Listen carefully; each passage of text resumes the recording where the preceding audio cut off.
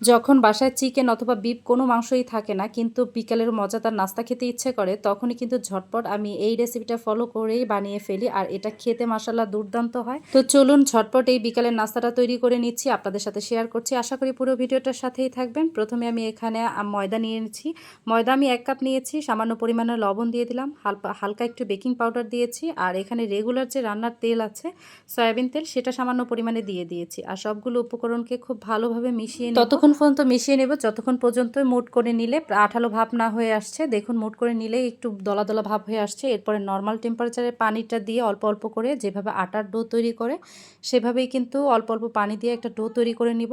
আর আমার ডোটা একটু পাতলা হয়ে গিয়েছে, আপনারা চাইলে কিন্তু একটু শক্ত করে নিতে পারেন, তাহলে আরও ক্রিস্পি হবে। উপর দিয়ে আমি একটু তেল দিয়ে দিয়েছি জাস্ট উপরটা যেন ড্রাই না হয়ে আসে। এরপরে আমি একটা প্যান বসিয়ে দিয়েছি, সামান্য পরিমাণে সয়াবিন তেল দিয়ে দিলাম আর একটা আলুকে আমি গ্রেট করে নিয়েছি। আপনারা চাইলে কিন্তু আলুটাকে কুচি করেও নিতে পারেন, না গ্রেট করে নিলেই বেশি ভালো হয়, তাহলে খুব তাড়াতাড়ি আলুটাকে সিদ্ধ হয়ে যায়। এরপরে তেলের মধ্যে আমি আলুটাকে কিছুক্ষণ ভেজে নেব। এরপর আলুটা হালকা একটু নরম হয়ে আসলে আমি একটা সাইড করে রেখে দেব। এরপরে একটা ডিম নিয়ে নিয়েছি আর ডিমটাকে একটু ফাটিয়ে একটা সাইড করে একটু হয়ে আসার জন্য অপেক্ষা করব। আর সামান্য পরিমাণে লবণ দিয়ে দিয়েছি। ডিমটা কিছুক্ষণ একটু আলাদাভাবে ঝুরঝুরা করে নেব।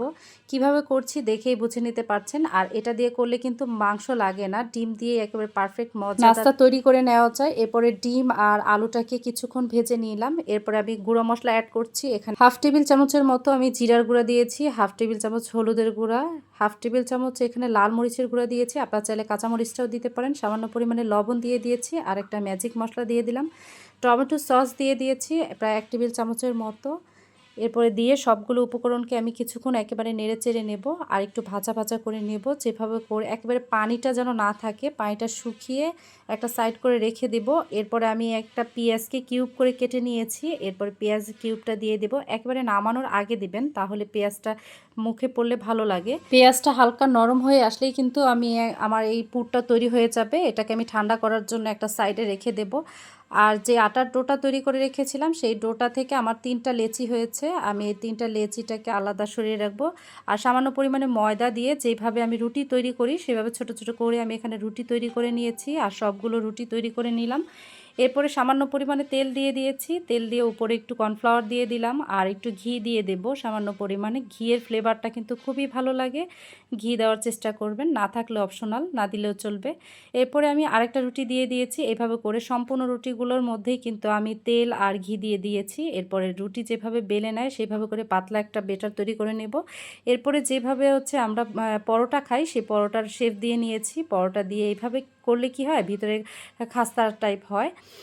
এরপরে আমি পরোটাকে বেলে নেব আর বেলে নিয়ে একেবারে বড় একটা পরোটা তৈরি করে নিয়েছি। সাইডের অংশগুলোকে আমি একটা কাটারের সাহায্যে কেটে নিয়েছি।